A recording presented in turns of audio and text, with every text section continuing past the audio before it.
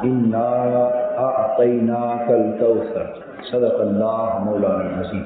یہ اس نبی کا کرم ہے کہ جو موت وارد ہونے نہیں دیتے، اپنی امت پر موت وارد ہونے نہیں دیتے، اور جب تک یہ امت حضور علیہ الصلوۃ والسلام کی ذات اقدس سے اس طرح دیوانہ وار محبت کرتی رہے گی، کفر و طاغوت کی ساری طاقتیں بھی جمع ہو جائے تو امت مسلمہ کا بال بھی بیکا نہیں کیا جا سکتا۔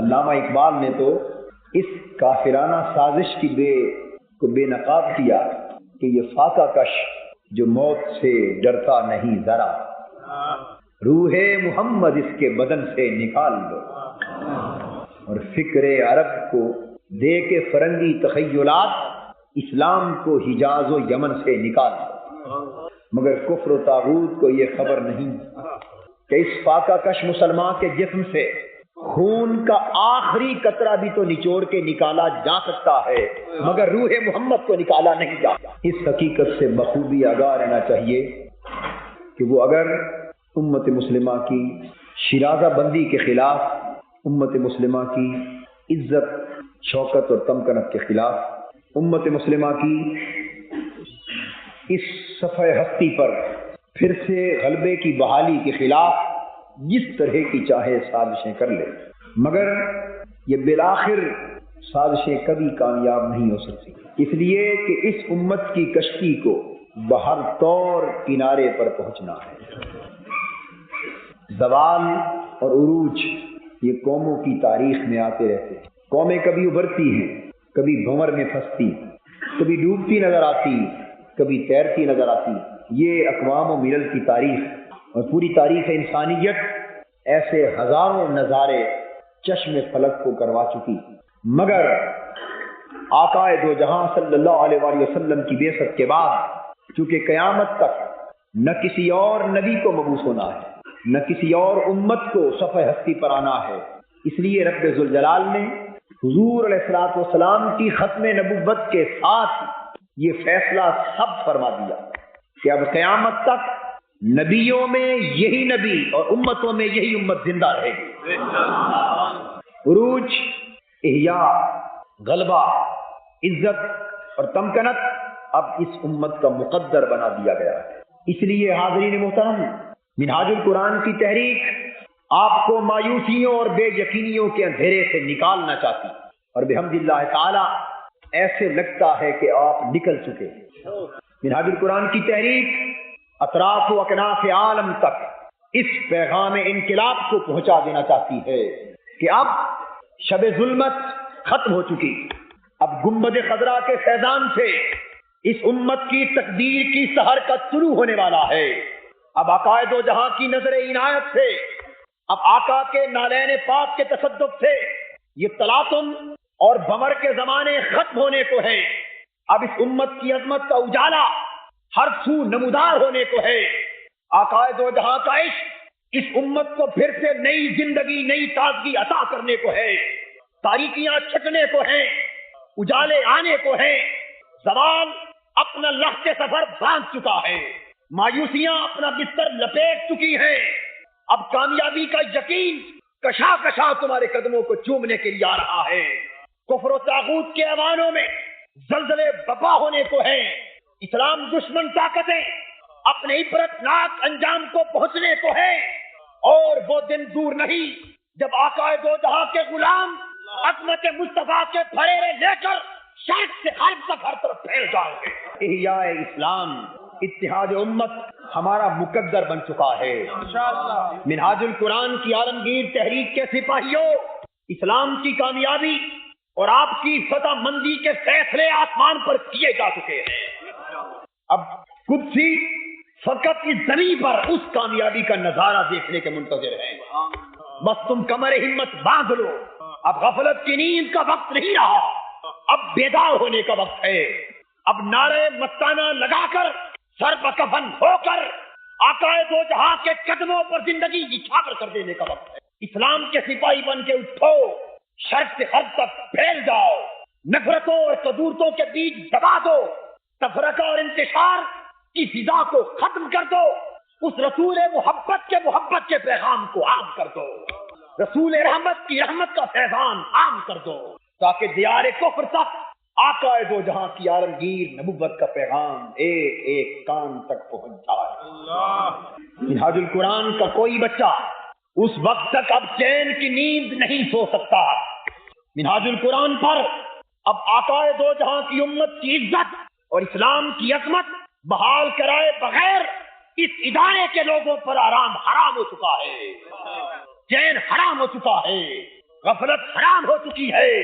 اب ہر شخص کو بیدار ہونا ہے، غلامی مصطفیٰ کا پٹا اپنے گلے میں ڈال کر آقا دو جہاں کی گلی کے کتوں سے نسبت استوار کر کے دیوانہ وار کفر کے ساتھ جنگ کا آغاز کر دینا ہے۔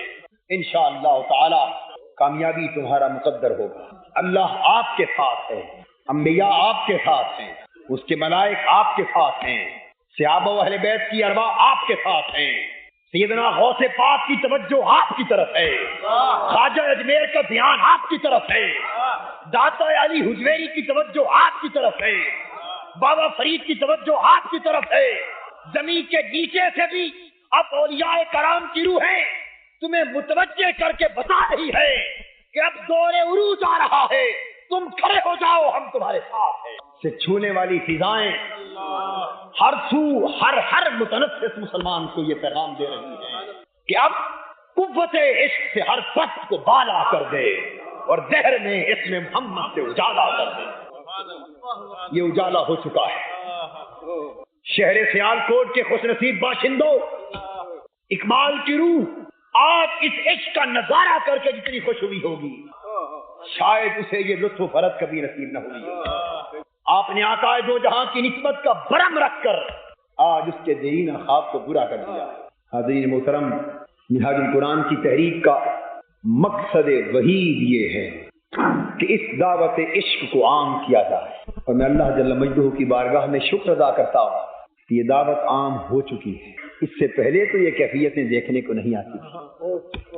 یہ دعوت عشق عام ہو چکی، اب انشاءاللہ اس سرزمین کا ہر بچہ عشق مصطفیٰ کا سفیر ہوگا، عشق مصطفیٰ کا سفیر ہوگا۔ میری حیثیت کیا ہے؟ آپ نے میرے نعرے لگائے، مجھے شرمسار کیا۔ میری کیا حیثیت؟ آقا دو جہاں کے گلی کے کتوں کے تلموں سے مست ہونے والی خاک کا ایک ذرہ بھی اس شخص سے کروڑا درجے بہتر۔ میری حیثیت کیا ہے؟ اس قوم کا ہر بچہ عشق مصطفیٰ کا سفیر ہوگا۔ قرآن مجید کی سورہ کوثر کی جو پہلی آیت میں نے تلاوت کی، اس میں اللہ تبارک و تعالیٰ نے حضور علیہ الصلوۃ والسلام سے خطاب کیا، اور اسی خطاب کی عکاسی آج ہمیں اس دور میں نظر آ رہی ہے۔ فرمایا انا اعطیناک الکوثر، اے محبوب صلی اللہ تعالی علیہ وآلہ وسلم، ہم نے تمہیں کوثر عطا کی، ہم نے تمہیں بولیے کوثر عطا کی۔ یہاں کوثر اس کے معنی پر گفتگو ہوگی انشاءاللہ۔ جو کوثر حضور کو عطا کی گئی، اس عطا کا ذکر ہے اس آیت میں۔ 4 نقطے اس آیت کریمہ کے حوالے سے، فقط 4، یوں تو اللہ کا کلام ہے 40 نقطے ہوتے، 4 نقطے عرض کرنا چاہتا ہوں۔ ارشاد فرمایا گیا کہ محبوب ہم نے تمہیں کوثر عطا کر دی۔ قرآن مجید میں اللہ پاک اپنا ذکر 2 طرح کرتا ہے، کبھی اپنا ذکر اللہ جل مجدہ صیغہ واحد متکلم میں کرتا ہے، کبھی جمع متکلم میں کرتا ہے۔ کبھی اللہ فرماتا ہے کہ میں نے یہ کر دیا، یا میں نے یہ کہا، یا میں یہ کرتا ہوں، اور کبھی فرماتا ہے کہ ہم نے ایسا کیا۔ وہ خود کو میں کہے یا ہم، بات ایک ہی، اس کی ذات کو کوئی فرق نہیں پڑتا، مگر ہمیں فرق پڑتا۔ وہ خود کو میں کہے یا ہم، اس کی ذات میں کوئی فرق نہیں پڑتا، مگر ہمیں فرق۔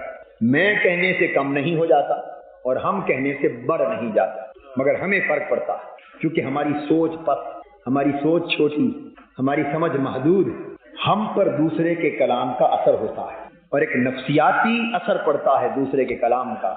کوئی دھیمے انداز سے بات کرے تو مختلف لوگوں پر دھیمے انداز کا اثر مختلف ہوگا، کوئی ذرا جلال سے بات کرے، ڈرا دھمکا کر بات کرے، اس کا اثر اور ہوگا۔ اس کی تو بات ایک ہی ہے، مگر اثر کے اعتبار سے فرق پڑ جاتا ہے۔ کوئی معبود نہیں، لا الہ الا انا فاعبدون، میرے سوا کوئی معبود نہیں، میرے سوا کوئی عبادت کے لائق نہیں، بس میری عبادت۔ بس میری قرآن مجید ہمیں یہ بتاتا ہے کہ عام طور پر جب اللہ جل مجدہ، یہ بات قابل توجہ، فقط اپنی بات کرے، فقط اپنی بات کرے، اپنی وحدانیت کی بات کرے، اپنی توحید کی بات کرے، تو وہ بالعموم واحد کا سا استعمال کرتا ہے تاکہ صیغے سے بھی توحید ٹپکے، صیغے سے بھی توحید ٹپکے، کسی اور کی بات نہ ہو، کسی اور کی بات نہ ہو، فقط اپنی بات کرے تو پھر وہ بالعموم واحد متکلم کی صیغے بات کرتا ہے۔ اور اگر چونکہ خود تو وہ بے نیاز ہے نا، اسے تو حاجت نہیں ہے صیغوں کی، اگر کسی اور کی بات کرے اور کسی اور کی بات میں وزن کو بڑھانا چاہے اور سننے والوں اور پڑھنے والوں کے ذہن پر ایک خاص رعب طاری کرنا چاہے، ایک خاص دبدبہ قائم کرنا چاہے اور ان کو ہلانا چاہے اور متوجہ کرنا چاہے کہ خبردار سنو، توجہ کرو، یہ بات کوئی معمولی بات نہیں ہے۔ جب ایسا نفسیاتی اثر پیدا فرمانا چاہے تو پھر اپنی بات بھی ہم کہہ کر کرتا، جمع متکلم میں کرتا۔ فرمایا انا نحن نزلنا الذکر فانا له لحافظون، بے شک ہم نے اس قرآن کو اتارا اور ہم ہی اس کی حفاظت کرنے والے۔ اب یہاں بات فقط اپنی نہیں تھی، اپنی توحید کی فقط بات نہیں تھی، چونکہ قرآن کی عظمت کی بات تھی اور قرآن کے دشمنوں کو یہ سمجھانا تھا کہ قرآن کو مٹانے کی کوشش کرنے والوں، تم کوشش کر لو، ہمارا دعویٰ یہ ہے کہ ہم نے اتارا ہے اور ہم حفاظت کر کے دکھائیں گے۔ اب مٹا کے دکھا دو، اب مٹا کر دکھا دو۔ اس لیے جب وہ کسی کی بات میں وزن پیدا کر کے لوگوں پر رعب اور دبدبہ طاری کرنا چاہے تو اپنا ذکر بھی ہم کہہ کر کرتا ہے، اور اگر محض اپنی توحید کی بات اپنی ذات کی کرنا چاہے تو میں کہہ کر کرتا۔ اب میں آپ کو ایک چھوٹا لطیفہ سناتا ہوں، میری عادت نہیں ہے لطائف سنانے کی، مگر وہ لطیفہ ایسا ہے کہ اس میں مزہ بھی ہے اور اس میں معنویت بھی ہے۔ بات جو میں سمجھا رہا ہوں بڑی اچھی طرح سمجھ میں آ جائے۔ لا کالج پنجاب یونیورسٹی کی بات بتا رہا ہوں، وہاں دو اساتذہ تھے میرے کولیگ، ایک علی گڑھ یا یو پی انڈیا کے کسی علاقے کے رہنے والے پروفیسر تھے، ایک لاہور اندرون بھاٹی کا رہنے والا، دونوں میرے کولیگ۔ ایک روز ہم کلاس سے فارغ ہو کر سٹاف روم میں پہنچے، چائے کا وقفہ ہوتا تھا۔ جب میں کلاس روم سے فارغ ہوا، سٹاف میں پہنچا تو وہاں لڑائی ہو رہی تھی، تو میں اونچی آواز، دنگا فساد، باتوں میں ایسے لگے جیسے سر خطول ہونے کو۔ جب اندر آئے تو وہ دونوں آپس میں گفتگو میں گفتم گفتم، بڑے جلال، بڑے زور پر اونچی اونچی باتیں، وہ اس کو دبا رہا ہے، وہ اس کو دبا رہا ہے۔ خیر ہم آگے ہوئے، انہیں چپ کر آئے، کچھ سمجھ نہ آئے کہ جھگڑا ہے کس بات۔ ان سے پوچھا، وہ جو لاہور والے صاحب تھے نا، اندرون بھاٹی کے رہنے والے، پکے لاہوریے، ان سے پوچھا بھی جھگڑا کیا ہے۔ اب وہ چونکہ ہندوستان سے آئے تھے، ان کا معمول تھا کہ وہ ہمیشہ کرتے تھے بات، ہماری یہ بات ہے، ہم نے یہ کہا، ہم نے کھانا کھایا، ہم نے اس کو یہ پیغام دیا، وہ ہم کی زبان استعمال کرتے، دوسروں کے لیے وہ کہتے تھے، ان کی زبان تھی بھائی تو ادھر آ، تو میری بات سن، تو ہماری بات سن۔ ہم نے پوچھا جھگڑا کیا ہے؟ وہ لاہور والے ہمارے قریب کہنے لگے، دیکھو جی قاضی صاحب، ظلم کی انتہا ہو گئی، پنجابی زبان میں، لاہور کی خالص پنجابی زبان، انتہا ہے کہ یہ شخص جب بات کرتا ہے اپنے آپ کو ہم کہتا ہے، ہمیں تو کہتا ہے، جب بات کرتا ہے اپنی بات ہم کہہ کر کرتا ہے، ہمیں انسان ہی نہیں سمجھتا، ہمیں کہتا ہے تو، یعنی اس کا مطلب ہے کہ میں اکیلا ہوں اور یہ بہت سارے ہیں، اپنی بات ہم کرتا ہے اور ہمیں تو کہتا ہے۔ میں نے اسے کہا کہ یہ تو خود کو بھی میں کہہ، اگر مجھے تو کہنا ہے، اور اگر خود کو ہم کہنا ہے تو مجھے بھی آپ کہہ۔ اس کی سمجھ میں نہیں آئی، اس بات پر جھگڑا، اس کو پھر بھی سمجھ نہ آئے، وہ پھر کہے جائے تو بلا وجہ جھگڑ رہا ہے مجھ، ہم نے صحیح کہا۔ خیر ہم نے بات کو پا لیا، مسئلہ ختم ہو گیا، آپ بھی بات کو پا گئے یعنی کہ ہم اور میں فرق کیا ہے۔ ہم اور میں سننے والے پر یہ فرق ذہن پر پیدا ہوتا ہے کہ جب ہم کہہ کر کوئی بات کرے تو اس میں طاقت زیادہ معلوم ہوتی ہے، کہ بڑا آدمی ہے، طاقت والا ہے، حاکم ہے، روب داب والا ہے، زور والا ہے، اور جب مجرد میں یا تو واحد کا صیغہ استعمال کیا جائے تو ہم کے مقابلے میں ذرا طاقت کم محسوس ہوتی ہے، روب ذرا کم لگتا ہے۔ اس لطیفے سے یہ نقطہ سمجھ میں آ گیا۔ اب قرآن مجید کی طرف آ جائیے، بلا تشبیہ و بلا مثال۔ اللہ پاک کی بھی سنت ہے کہ مچھر کی بھی مثال دینی پڑے نا تو دے کر بات کو سمجھاتا۔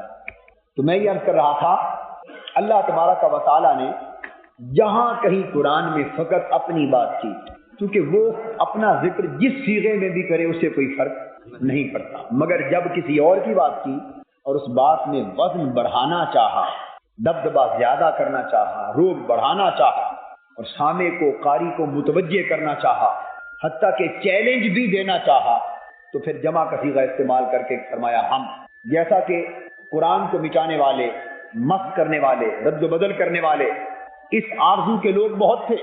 اللہ کو معلوم تھا کہ بہت سے لوگ قرآن کا نام، اسلام کا نام، یریدون لیطفئوا نور اللہ بافواہہم، اپنے پھونکوں سے اللہ کے نور کا چراغ بجھانا چاہیں گے۔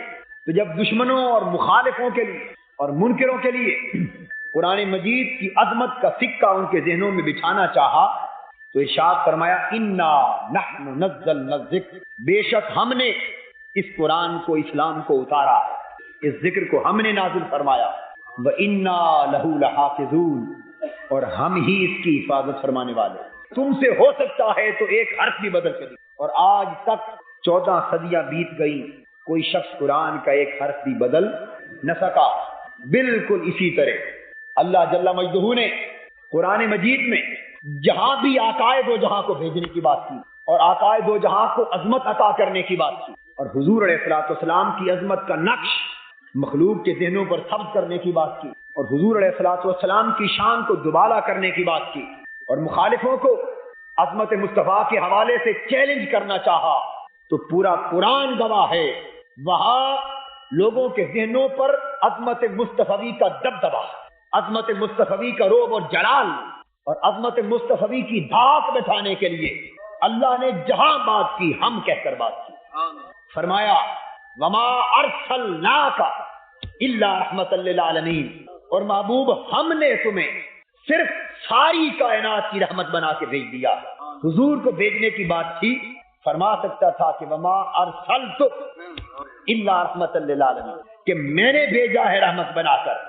فرما سکتا تھا کہ بولیے نا میں نے بھیجا، مگر میں نے نہیں کہا ہم نے بھیجا ہے، تاکہ جن کی طرف آئے وہ بھیجنے والے کی عظمت کا تصور ارسلنا کے اندر سن کر آنے والے کی عظمت کا نقشہ قائم کرے۔ فرمایا یا ایھا النبی انا ارسلناک شاہدا ومبشرا ونذیرا، اے نبی ہم نے تمہیں بنا کر بھیجا ہے ساری کائنات کا مشاہدہ فرمانے والا اور باغیوں کو رب کا ڈر سنانے والا اور نیکوکاروں کو خوشخبری دینے والا اور رب کے اذن سے رب کی طرف بلانے والا اور چمکنے والا اور چمکانے والا بنا کر بھیجا۔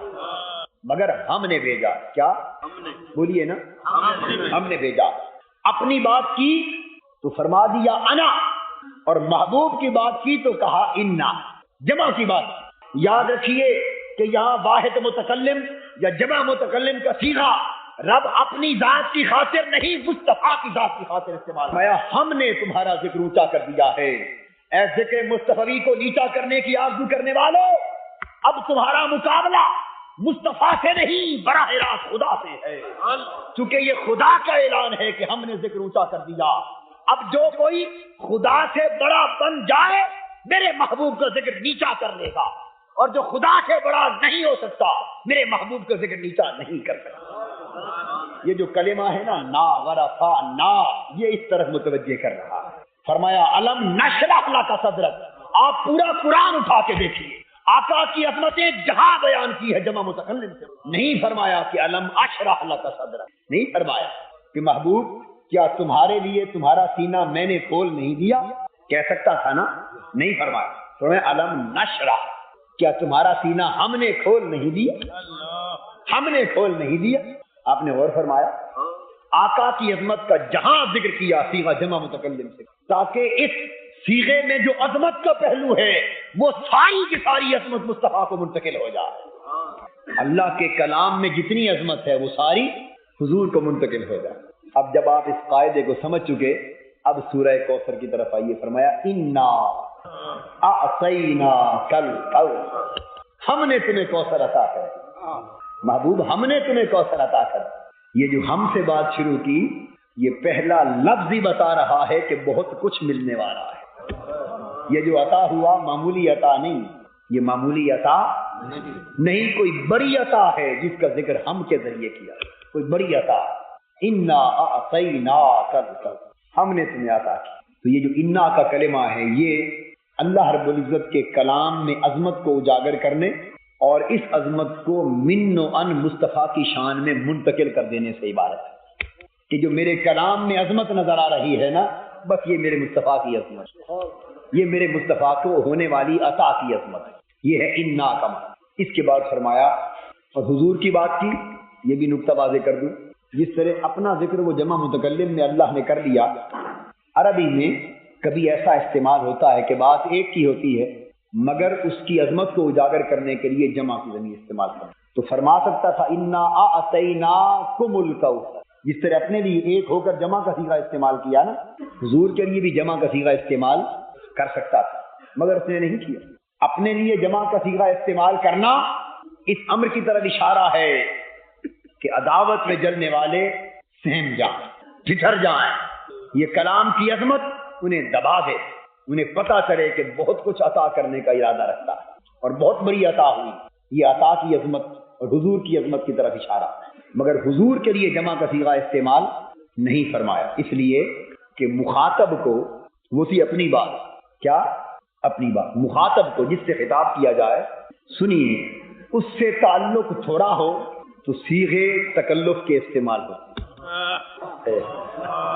اور تعلق جوں جوں بڑھتا جائے کلام میں بے تکلف ہی آتی جاتی ہے۔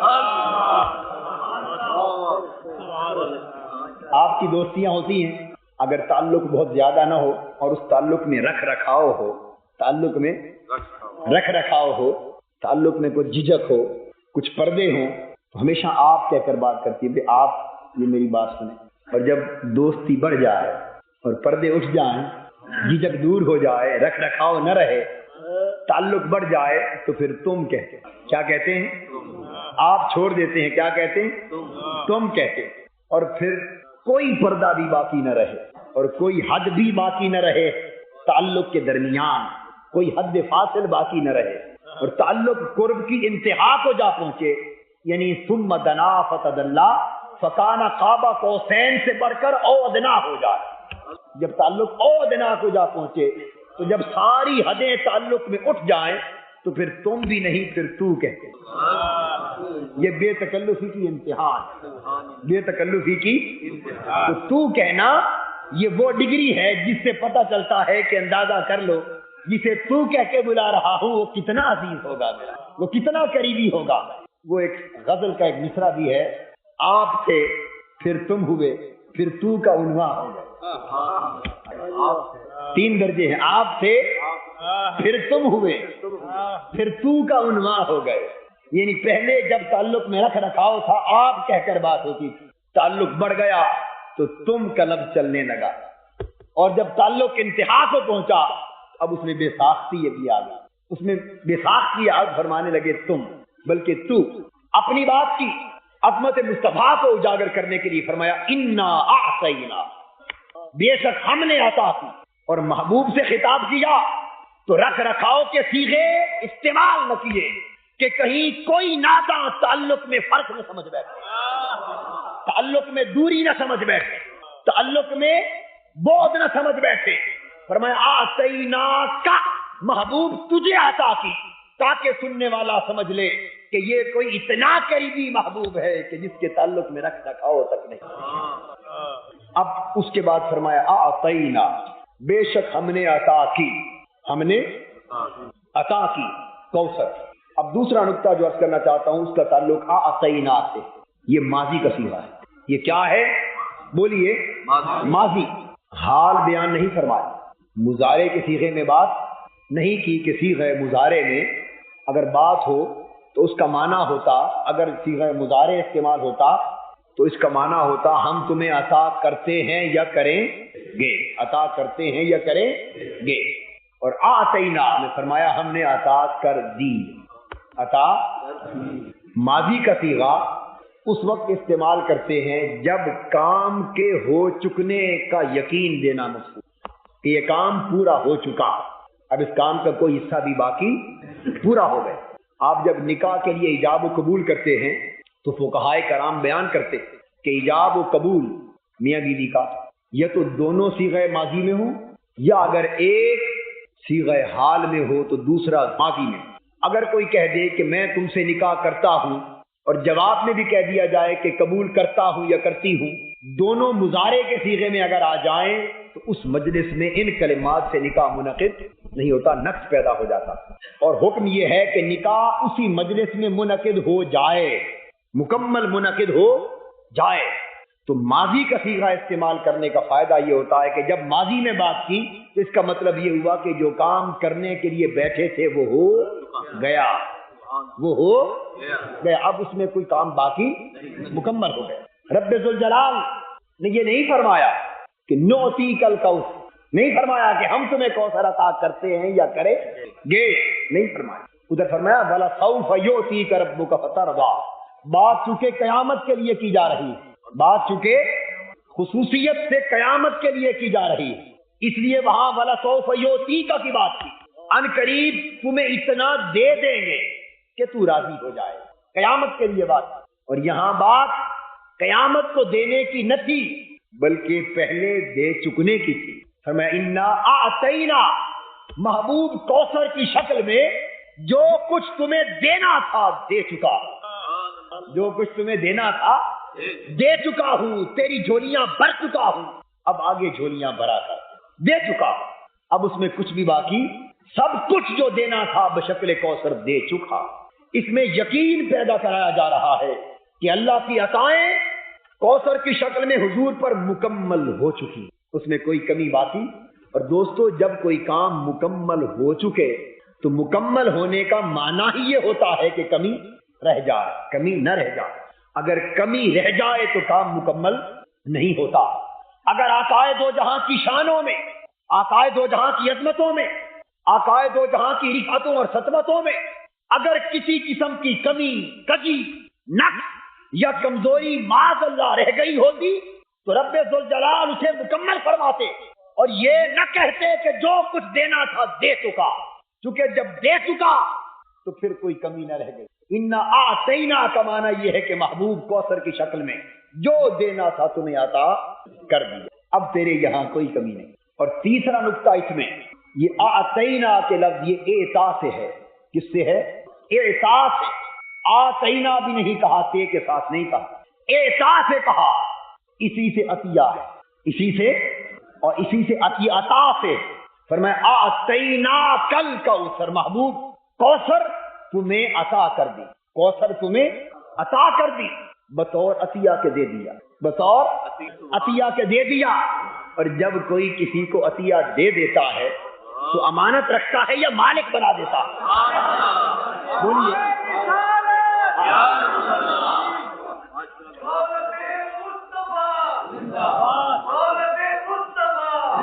جب کوئی کہے کہ میں نے تمہیں عطا کر دیا، عطیہ دے دیا، تو وہ امانت رہتی ہے یا ملکیت میں چلی جاتی ہے؟ بولیے نا، ملکیت۔ عطا کرنے، عطیہ دینے کا معنی ہی ہے۔ فَإِنَّا أَعْطَيْنَاكَ الْكَوْثَرَ، کوثر کا جو بھی معنی ہو اس کی بات بعد میں کریں گے، پر محبوب معنی یہ ہوا کہ جو کچھ بھی دیا محبوب تجھے مالک بنا دیا، تجھے مالک بنا دیا۔ اس لیے اعلیٰ حضرت کہتے ہیں کہ میں تو مالک ہی کہوں گا کہ ہو مالک کے حبیب، میں تو مالک ہی کہوں گا کہ ہو مالک کے حبیب، یعنی محبوب و محب میں نہیں میرا تیرا، مالک ہی کہوں گا کہ ہو مالک کے حبیب۔ انا آتینا، میں تو مالک ہی کہوں گا کہ ہو مالک کے حبیب، انا آتینا کا کہ محبوب و محب میں نہیں میرا تیرا۔ اب جب تجھے عطا کر دیا تو عطا کر دینے سے اللہ کی ملکیت سے تو شے نہیں نہ نکل جاتی، اللہ کی ملکیت سے تو نہیں نکل جاتی، تو حضور بھی مالک ہو گئے۔ تو مطلب یہ ہوا محبوب جو کچھ تیری ملک میں ہے، جو کچھ بحیثیت نبی کے تجھے دیا جانے والا تھا، جو کچھ تیری شان کے لائق تھا، اس کی بات کر رہا ہوں محبوب، جو میرا ملک ہے وہی تیرا ملک، اور جو تیرا ملک ہے وہی میرا ملک، یعنی محبوب و محب میں نہیں میرا تیرا۔ اب یہ فرق نہ ڈالا کرو کہ یہ اس کا ہے اور یہ اس کا ہے، یہ فرق نہ ڈالا کرو، یہ اس کا ہے اور وہ اس کا ہے، نہیں، یہ در اس کا ہے وہ در اس کا ہے۔ اب یہ در و دیوار کے فرق اٹھا دو، اس لیے کہ بخدا خدا کا یہی ہے در، نہیں اور کوئی مفر مکر، جو وہاں سے ہو یہی آ کے ہو، جو یہاں نہیں تو وہاں نہیں، کیونکہ محبوب و محب میں نہیں میرا۔ یہ سبق کہاں سے ملا؟ آتینا سے ملا۔ محبوب تمہیں دے دیا، تمہیں مالک بنا دیا۔ اب شان دیکھیے، دینے والا یہ اس کی عظمت ہے، اور محبوب پر کرم ہے کہ مالک بنا رہا ہے، دینے والا مالک بنا رہا ہے۔ اور حضور چونکہ اللہ کے مقرب بندے وہ حق ربوبیت ادا فرما رہا ہے، یہ کہہ کر کہ تمہیں دے دیا، تیرا کر دیا، اور حضور حق عبدیت ادا فرما رہے ہیں، فرماتے ہیں نہیں مولا سب کچھ تیرا ہے، میرا کچھ نہیں۔ یہ حق بندگی ہے۔ اور حضور کا یہ فرمانا کہ سب کچھ تیرا ہے میرا کچھ نہیں، ہمیں اس مفہوم کی بھی سمجھ نہیں آ رہی۔ ہم یہ سمجھ رہے ہیں کہ واقعتاً حضور کا کچھ بھی نہیں، حالانکہ یہ حق بندگی ہے، یہ بندہ ہونے کا حق ہے۔ بلا تشبیہ و بلا مثال، مثال فقط سمجھانے کے لیے ہوتی ہے، ساجر نہیں آتی۔ شوہر بیوی کو سینکڑوں تولے زیور بنا کے دے دے، کار اس کے نام کر دے، کوٹھی اس کے نام کر دے، مربے دے دے، بڑی جائیداد سب کچھ اس کے نام لگوا دے، اور بیوی کو پتا ہو کہ سب کچھ میرا ہے، میرے نام ہے، رجسٹری ہے، کاغذات اس کے نام۔ اور بیوی اگر ہونہار ہو اور شوہر کی وفادار، بیوی وفادار بیوی ہو اور اسے شوہر کی عزت کا پاس ہو، تو کوئی اس سے پوچھے کہ یہ سب کچھ کس کا ہے، وہ کہے گا سب کچھ میرے میاں کا ہے، وہ کہے گی سب کچھ میرے میاں کا ہے، میرا تو کچھ بھی نہیں، میں بھی میاں کی، میرا سب کچھ میاں کا، کہے گی کہ نہیں؟ ایمان سے کہیے۔ اس کا مطلب یہ لیں گے کہ شوہر نے اس کے نام کچھ لگوایا ہی نہیں، تو آپ کیا کہیں گے کہ تو نے سچ کہا، شوہر نے تیرے ساتھ بڑی زیادتی کی، اس نے تیرے نام لگوایا ہی کچھ، یہ کہیں گے؟ اگر کہہ دے تو آپ کی بادشاہی، مالک ہیں، کہہ سکتے ہیں آپ بھی مالک، جو چاہے آپ کو حسن کرشمہ ساز کرے، مگر ایسا نہیں کہیں گے نا۔ آپ اس کی بات سن کر سمجھ جائیں گے کہ وفادار بیویوں کی علامت یہی ہے، وفادار بیویوں کی علامت کہ ہر شے کی مالک ہو کر بھی کہتی ہیں کہ نہیں مالک میرا شوہر ہے۔ تو جس طرح وفادار بیوی کی علامت جان گئے، کاش رب کے وفادار بندے کی بھی پہچان کر لو، اللہ کی وفادار بندوں کی بھی پہچان کر لو۔ رب انہیں ہر شے کا مالک بھی بنا دے تو پھر بھی ان سے پوچھو تو وہ کہتے ہیں کہ میں کسی خزانے کا مالک نہیں، لا اقول لکم انی خزائن اللہ، میں نہیں کہتا کہ خزانے میرے پاس، سب مولا کے پاس۔ یہ وفاداروں کی علامت ہوتی ہے۔ ارے وفادار اسی طرح بات کیا کرتے، وفادار اسی طرح بات کیا کرتے، اور وفاداروں کو وفاداروں کی بات سمجھ آتی، وفاداروں کو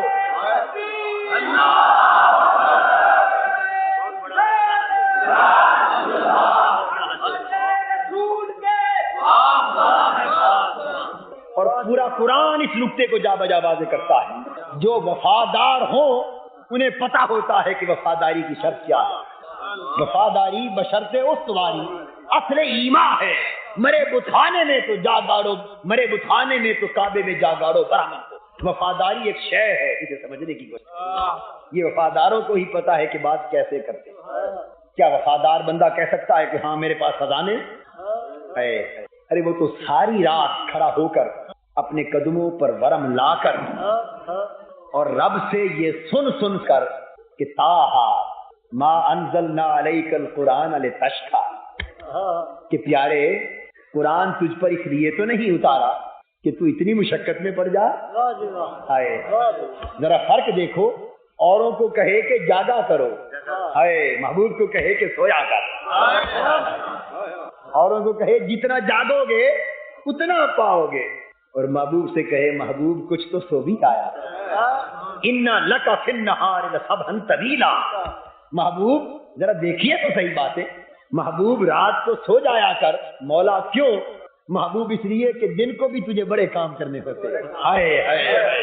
تو طائف میں پتھر بھی کھاتا ہے، تو پہاڑوں پر بھی چڑھتا ہے، غاروں میں بھی جاتا ہے، شہر مکہ کے گلی کوچوں میں میرے نعرے بھی لگاتا ہے، تانے بھی کھاتا ہے، فاقے بھی کرتا ہے۔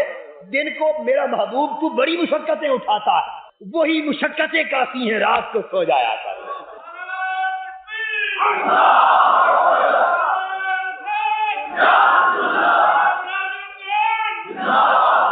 سو جایا کر۔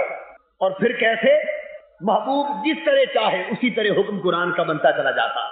فرمایا یا ایھا المزمل قم اللیل، اے میری کملی والے پیارے، اے میرے کملی والے پیارے، قم اللیل، رات کو کھڑا ہویا کر، رات کو کھڑا ہویا کر، سونی چادریں اوڑھنے والے رات کو کھڑا ہویا کر۔ بھئی پہلے انبیاء چادریں نہیں اوڑھتے تھے، نہیں اوڑھتے تھے؟ 70 انبیاء ایسے ہو گزرے جو اونی چادریں کمبل لباس اوڑھا کرتے تھے۔ کسی اور کو کہہ دیا ہوتا کہ کملیوں والے، ہائے ہائے، ارے اس انداز کا خطاب ایک ہی سے ہوتا ہے، دوسرے کو زیب ہی نہیں دیتا۔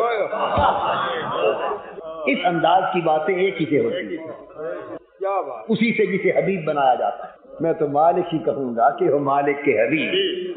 تو فرمایا اے چادر والے، کملی والے پیارے، رات کو کھڑا ہوا کر، قم اللیل الا قلیلا، مگر تھوڑا کھڑا ہوا، تھوڑا کھڑا ہوا۔ حضور کی طبیعت میں آیا کہ باری تعالیٰ دل چاہتا ہے کہ زیادہ قیام کر، طبیعت میں آیا کہ دل چاہتا ہے۔ میں آپ کو بتا دوں کہ قرآن کس طرح اترتا، یہ نقطہ بھی سمجھ لیں، قرآن کیسے اترتا تھا۔ فرمایا اپنا کو حکم تو یہی تھا نا، جو بات سب سے پہلے فرمائی وہی حکم ہے نا، اپنا منشا وہی ہے۔ قم اللیل الا قلیلا، رات کو قیام کر مگر تھوڑا تھوڑا۔ اب حضور کے دل میں آیا کہ باری تعالیٰ اس طبیعت زیادہ کھڑے ہونے کو کرتی ہے، تو کیا فرمایا؟ نصف۔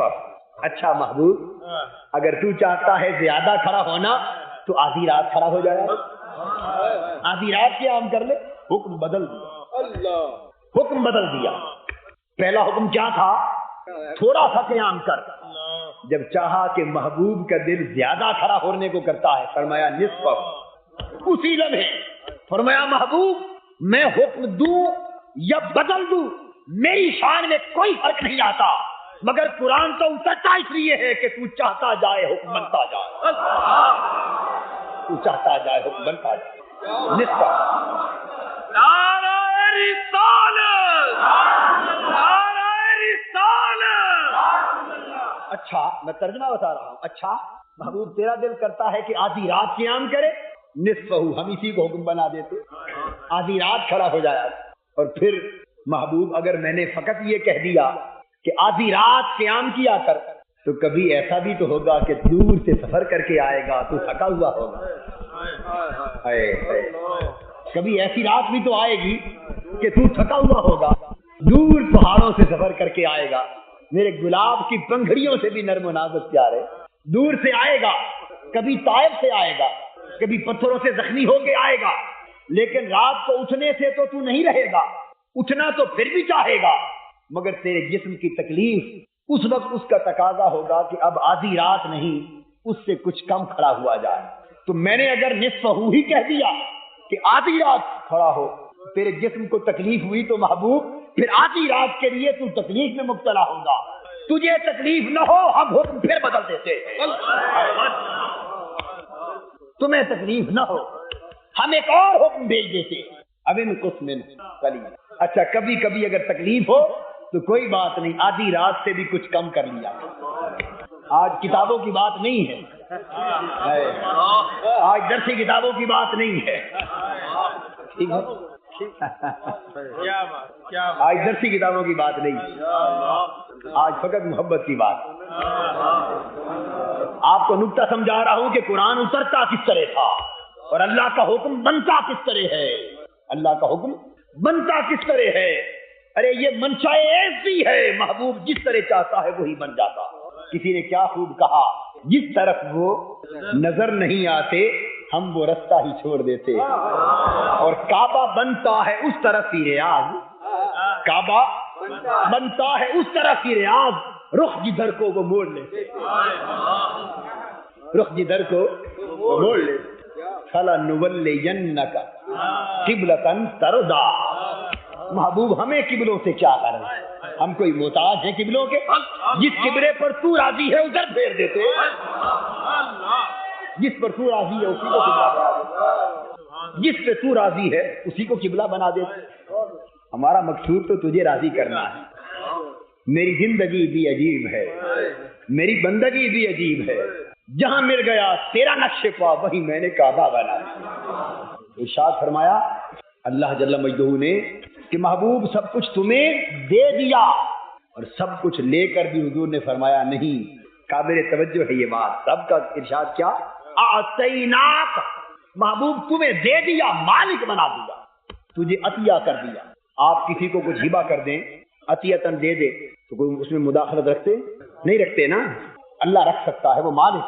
آپ کی پوزیشن اللہ سے مختلف، وہ رکھ سکتا ہے حقیقی مالک، مگر محبوب کو دے دیتا ہے پھر پوچھتا نہیں. محبوب اب تیرا ہے، جسے چاہے جیسے چاہے لٹاتا پھر، جسے چاہے دیتا ہے. رب فرماتا ہے تمہیں دے دیا، حضور فرماتے ہیں نہیں، عطا اسی کی ہے، میں تو فقط تقسیم کرتا ہوں. انما انا قاسم واللہ یعطی. وہ حق ربوبیت ادا ہو رہا ہے، ادھر حق عبدیت ادا ہو رہا ہے. وہ رب ہو کر محبوب کی بات کر رہا ہے، یہ بندہ ہو کر رب کی بات کر رہا ہے. اس کے پاس جاؤ، حضور کے پاس جاؤ تو یہ رب کی راہ دکھاتے. حضور کی بارگاہ میں جاؤ تو فرماتے ہیں کہ میرے رب کی طرف جاؤ، اور اللہ کے در پہ جاؤ تو فرماتا ہے میرے محبوب کی طرف جاؤ. یہ ادھر بھیجتا ہے، وہ ادھر بھیجتا ہے. یہ ادھر بھیجتا ہے، وہ ادھر بھیجتا ہے. نہیں بھیجتا. فرمایا وَلَوْ أَنَّهُمْ إِذْ ظَلَمُوا أَنفُسَهُمْ جَاءُوكَ. اگر گناہ کر کے مجھے ناراض کر بیٹھو، گناہ کرو اور ظلم کرو اور مجھے، بھئی ظلم کرو گناہ کرو تو رب ناراض ہوتا ہے یا نہیں؟ اگر کوئی گناہ کرے، خدا کی نافرمانی کرے، بغاوت کرے، ظلم کرے، رب ناراض ہوتا ہے یا نہیں؟ تو میں تو منشا بیان کر رہا ہوں کلام کا. اگر مجھے ناراض کر بیٹھو اور منانا چاہو، مجھے ناراض کر بیٹھو اور منانا چاہو تو میرے محبوب کے پاس جایا کہ ادھر جانے سے مان جاتا ہے. ادھر جانے سے مان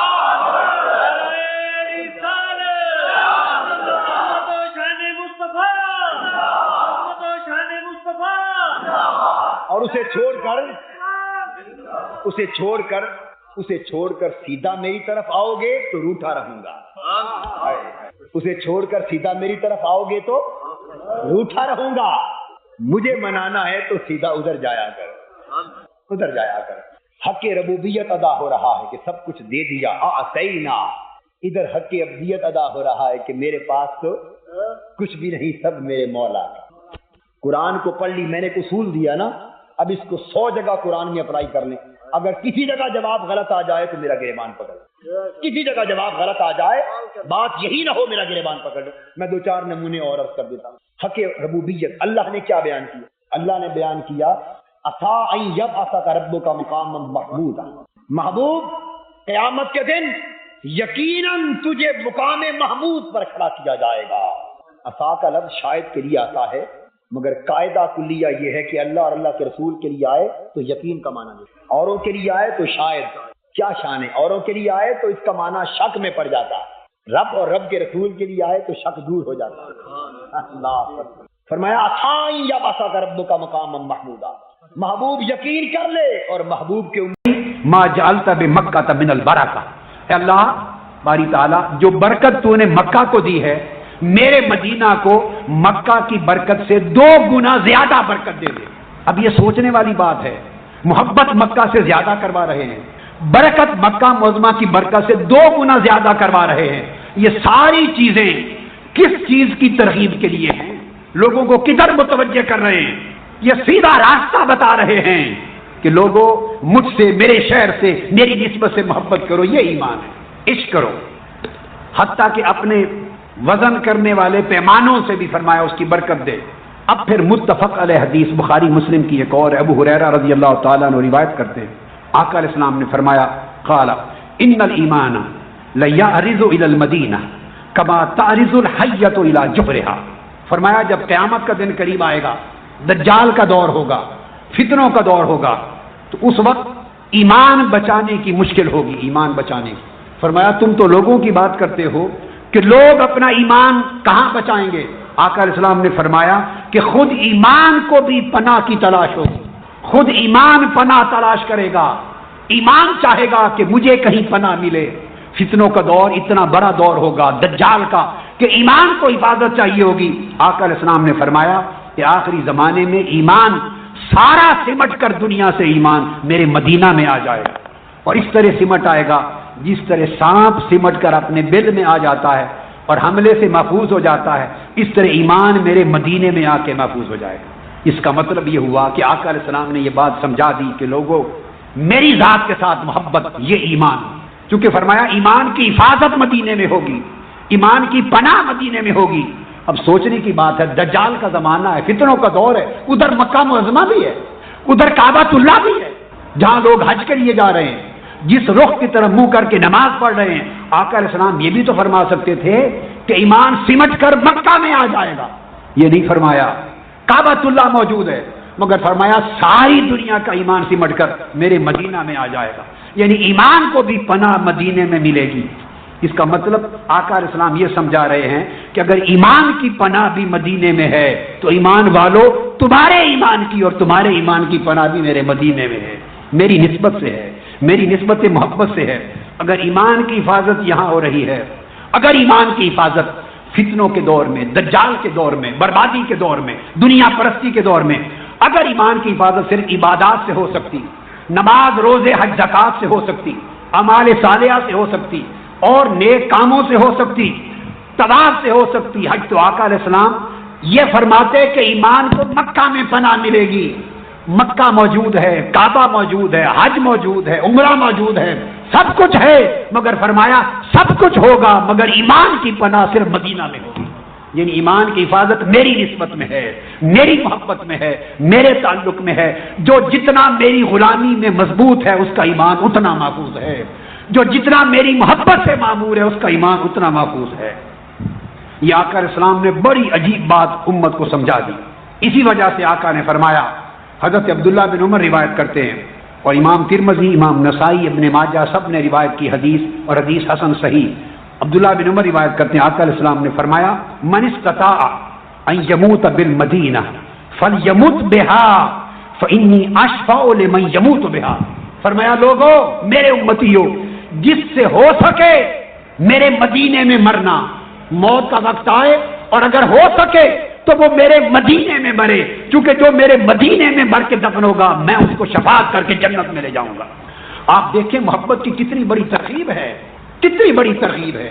کبھی فرمایا ایمان پناہ لے گا میرے مدینے میں آ کر، کبھی فرمایا میرے گھر اور در کے ساتھ کی جگہ جنت ہے، کبھی فرمایا کہ اگر ہو سکے مرنا تو مدینے کا مرنا لو، اس لیے کہ مدینے میں جو مدفون ہوگا اس کی میں شفاعت کروں گا۔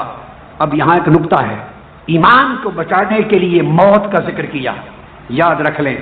آپ نماز جنازہ جب پڑھتے ہیں تو کیا دعا کرتے ہیں؟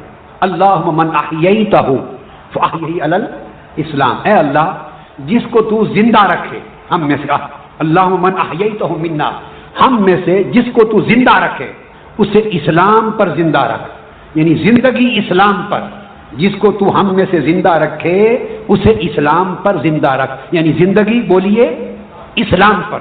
ومن توفیتہ منا فتوفہ علی الایمان، اور ہم میں سے جس کو مارے موت دے، موت ایمان پر ہو۔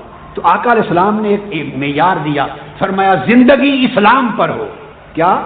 مگر خاتمہ یعنی موت ایمان پر ہو۔ دو چیزوں کو الگ اس لیے جوڑا کہ ضروری نہیں، سن لو، جس کی زندگی اسلام پہ گزری ضروری نہیں کہ اس کی موت اور اس کا خاتمہ ایمان پر آئے۔ ساری زندگی اسلام پر گزار کر بھی ممکن ہے موت ایمان پر نہ آئے، اس لیے فرمایا زندگی اسلام پر مانگو لیکن موت ایمان پر مانگو، چونکہ موت کا کہا کہ موت اگر وہ سودا خراب ہو گیا، ساری زندگی اسلام پہ گزری، اگر موت ایمان پہ نہ آئی تو اسلام بھی گیا، زندگی بھی گئی، موت بھی گئی، برباد ہو گیا۔ تو فرمایا زندگی موت پہ گزرے اس میں یقینی نہیں ہے جب تک خاتمہ موت ایمان پر نہ ہو، تو موت کا ایمان پر ہونا اس کی ضمانت چاہیے کہ موت ایمان پر آئے۔ تو فرمایا اگر موت ایمان پر چاہتے ہو، اب اس حدیث کو دیکھو، فرمایا من استطاع ان یموت بالمدینہ، اگر موت ایمان پر چاہتے ہو تو میرے مدینہ میں مرو، میرے مدینہ میں مرو، اس لیے کہ مدینہ میں موت چاہنے والا اعمال کا خواہش مند نہیں ہو سکتا۔ اگر اعمال کا پجاری ہوتا تو مکہ میں موت مانگتا، کعبۃ اللہ میں موت مانگتا، جنت المالا میں موت مانگتا۔ جسے اعمال پر بھروسہ ہو وہ مکہ میں موت مانگے گا۔ مصطفیٰ نے اعمال پر بھروسہ نہیں سکھایا، فرمایا موت ایمان پر مانگتے ہو تو اعمال سے نہیں میری محبت سے ملے گی، مدینہ میں موت مانگو، میرے پڑوس میں موت مانگو۔ میں اپنے پڑوسیوں کا بڑا خیال کرتا ہوں، میرے مدینہ میں جو مرے گا اس کو اٹھا کے جنت میں لے جاؤں گا۔ تو موت پر خاتمہ اور ایمان پر موت، اس کی ضمانت مدینہ کی، جس کا مطلب ہوا کہ محبت رسول میں، نسبت رسول میں ہے۔ اور آپ کو مبارک ہو، آقا علیہ السلام نے آپ کا ذکر کیا۔ آقا علیہ السلام نے امت کو دو طبقوں میں تقسیم فرمایا۔ بولے کتنے میں؟ ایک طبقے کا نام رکھا اصحاب اور ایک طبقے کا نام رکھا اخوان۔ فرمایا یہ میرے اصحاب ہیں۔ آقا علیہ السلام نے فرمایا کاش میں اپنے اخوان، بھائیوں کو کہتے ہیں، اپنے بھائیوں کو دیکھ سکوں۔ صحابہ کرام نے پوچھا یا رسول اللہ کیا ہم آپ کے اخوان اور بھائی نہیں؟ آپ نے فرمایا نہیں، تم میرے اصحاب ہو، تم میرے اصحاب ہو۔ اخوان یعنی میرے بھائی۔ تو آقا آپ کے بھائی کون ہوں گے؟ فرمایا وہ جو میرے بعد آئیں گے، انہوں نے میری زیارت نہیں کی ہوگی، مجھے دیکھا نہیں ہوگا، مگر مجھ سے اتنا عشق کریں گے کہ اپنے مال، اولاد، بچے، بیوی، خاندان، ہر شے قربان کرنے کو تیار ہوں گے میری ایک دید کی خاطر۔ آقا علیہ السلام نے فرمایا، حضرت ابو ذر رضی اللہ تعالیٰ عنہ روایت کرتے ہیں مسند احمد بن حنبل میں حدیث، فرمایا اشد امتی لی حبا قوم یکونون او یخرجون بعدی، مجھ سے بہت ٹوٹ کر محبت کرنے والے لوگ ہوں گے جو بعد کے زمانوں میں آئیں گے۔ اے میرے صحابہ، تم نے انہیں نہیں دیکھا ہوگا، نہ انہوں نے تمہیں دیکھا ہوگا۔ اب یہ حضور کی امت کے ان زمانوں کی بات ہو رہی ہے۔ آقا علیہ السلام اپنی نگاہ نبوت سے دیکھ رہے تھے آپ کی محبت کے مظاہر کو، آپ کے عشقی مظاہر اور کیفیات کو۔ فرمایا محبت کریں گے۔ یود احدہم انہ اعطى اہلہ ومالہ وانہ رعانی، اور ان میں سے ہر ایک یہ خواہش کرے گا کہ وہ اپنا سارا مال و دولت، ساری کمائی، اپنے بیوی بچے سب کچھ قربان کرنے کے لیے تیار ہیں، ایک بار حضور کی جھلک نصیب ہو جائے۔ ان کی تعریف کی فرمایا وہ میرے محبوب لوگ ہوں گے۔ اور صحیح مسلم کی حدیث ہے، ابو ہریرہ رضی اللہ تعالیٰ عنہ روایت کرتے ہیں، قال من اشد امتی لی حبا، امت میں سے میرے ساتھ بڑی محبت کرنے والے وہ لوگ ہوں گے، ناس یکونون بعدی، وہ بعد کے زمانوں میں آئیں گے، بعد کے، مجھے دیکھا نہیں ہوگا، لیکن یود احدہم لو رآنی باہلہ ومالہ، مگر ان کے اندر تڑپ میرے عشق کی ایسی ہوگی کہ میرے ایک دیدار کے لیے اپنا سب کچھ لٹانے کو تیار ہے۔ اب سنیے اس حدیث کو امام مسلم نے روایت کیا، کس باب میں؟ یہ بڑی خاص چیز، کتاب الجنہ وصفت نعیمہا واہلہا، جنت کی کتاب اور اہل جنت کی صفات کے بیان میں۔ تو جو لوگ آقا کے زمانوں کے بعد آئیں گے، دیدار نہیں کیا ہوگا، صحابہ نہیں ہوں گے، صرف ان کی کمائی کیا ہوگی؟ اس حدیث میں نہیں فرمایا میرے آقا اتنی نمازیں پڑھتے ہوں گے، رات ساری کھڑے ہو کے اتنے نفل پڑھتے ہوں گے، اتنی خیرات کرتے ہوں گے، اتنی زکات دیتے ہوں گے، اتنے اعمال کرتے ہوں گے۔ بھائی یہ خوبیاں بھی تو آقا بیان فرما سکتے تھے، مگر یہ خوبیاں بیان نہیں فرمائی۔ ایک ہی خوبی میرے آقا نے پکڑی اور فرمائی مجھ سے ٹوٹ کر محبت کرتے ہوں گے اور میرے ایک دیدار اور جھلک کی خاطر اپنا سب کچھ لٹانے کو تیار ہوں گے۔ آقا علیہ السلام نے سارے ایمان کا مرکز و محور بعد کے زمانوں میں امت کے ان لوگوں کو بنایا جو حضور سے ٹوٹ کے عشق کرتے ہیں اور آقا کی ایک جھلک کی خاطر سب کچھ لٹانے کو تیار ہے۔ اس پر امام مسلم نے کہا یہ اہل جنت لوگ ہیں، یہ اہل جنت ہیں۔ اور باپ کون؟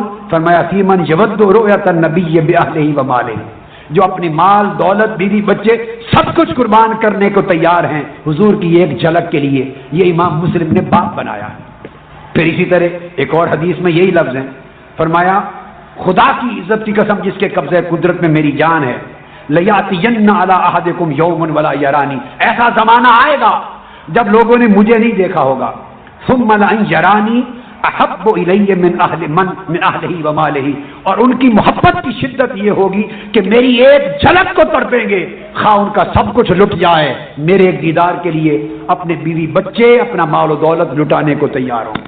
اب یہ جو حدیث امام مسلم نے اس کو روایت کیا کتاب الفضائل میں اور باب قائم کیا، باب فضل نظر الیہ صلی اللہ علیہ وآلہ وسلم و تمنی ہے، حضور کی ایک جھلک حاصل کرنے کا باب، یعنی آقا کی ایک جھلک کی آرزو انہیں جنتی بنا رہی ہے، سب کچھ لٹا کر حضور کی ایک جھلک اور ایک دیدار نصیب ہو جائے، عشق کی یہ تڑپ حدیث پاک کے نزدیک ان کو جنتی بنا رہے۔ یہ امام مسلم کا عقیدہ۔ اور کیوں نہ ہو، حضرت عطیہ روایت کرتے ہیں کہ میں عبداللہ بن عمر رضی اللہ تعالیٰ عنہ کے ساتھ تھا، ایک شخص آیا، اسے حضرت عبداللہ بن عمر سے پوچھا، فقال رجل لوددت انی رأیت رسول اللہ، کاش میں کبھی آقا کا دیدار کرتا، حضور کے زمانے میں ہوتا. یہ حدیث کے لفظ ہیں. اس شخص نے کہا کاش میں آقا کے زمانے میں ہوتا اور حضور کو دیکھتا، پا لیتا. حضرت عبداللہ بن عمر نے اس کی بات سنی، بڑا مزہ لیا، کیف میں آئے. اس سے پوچھا فَكُنْتَ تَصْنَعُ مَاذَا، اگر تو حضور کے زمانے میں ہوتا اور آقا کو پا لیتا تو تو کیا کرتا؟ ہائے تیرے قدموں کو چھو لیا ہوتا. ہائے ہائے ہائے ہائے. کیسے ہے پہلا مصرع؟ تیرے ہوتے جنم لیا ہوتا. یہ حدیث کے لفظ ہیں، تیرے ہوتے جنم لیا ہوتا، پھر کبھی تو تجھے ذرہ ہوتا میں تیرے راہوں کا، تیرے طلبوں کو چھو لیا ہوتا، لڑتا پھرتا میں تیرے اعضاء سے، تیری خاطر میں مر گیا ہوتا، تو آتا میرے جنازے پر، تیرے ہوتے میں مر گیا ہوتا. یہ حضرت عمر پوچھ رہے عبداللہ بن عمر، اچھا بھی اگر تو حضور کے زمانے میں پیدا ہوتا، جنم لیتا تو کیا کرتا؟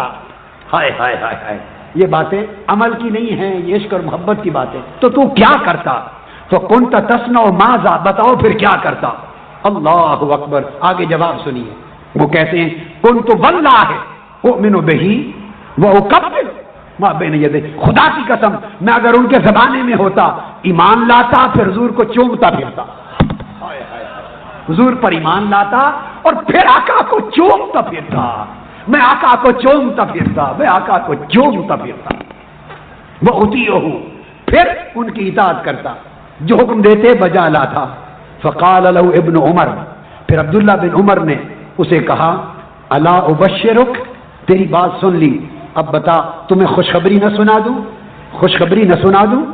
قال بلا، فرا دیجئے خوشخبری یا ابا عبد الرحمن. فقال، انہوں نے کہا سمعت رسول اللہ صلی اللہ علیہ وسلم یقول ما اختلط حبی بقلب عبد فحبنی الا حرم اللہ جسدہ علی النار. تمہیں خوشخبری ہے جنت کی. یہ جو حضور کو چومنے کی باتیں اور حضور کے حکم کو بجا لانے کی باتیں اور حضور کے زمانے میں ہونے کی باتیں کر رہے ہو، سن لو خوشخبری. میں نے آقا علیہ السلام کو سنا، فرمایا میری محبت جس شخص کے دل میں رچ بس جائے، مختلط حبی بقلب عبد، میری محبت جس کے دل میں رچ بس جائے، فحبنی، اور وہ مجھے میرا عشق کرنے لگے، مجھ سے محبت کرنے لگے، الا حرم اللہ جسد علی النار، اللہ پاک اس کے جسم پر دوزخ کو حرام کر دیتا، اس کا جسم دوزخ میں داخل نہیں ہو سکتا. حلیۃ الاولیاء میں روایت کیا.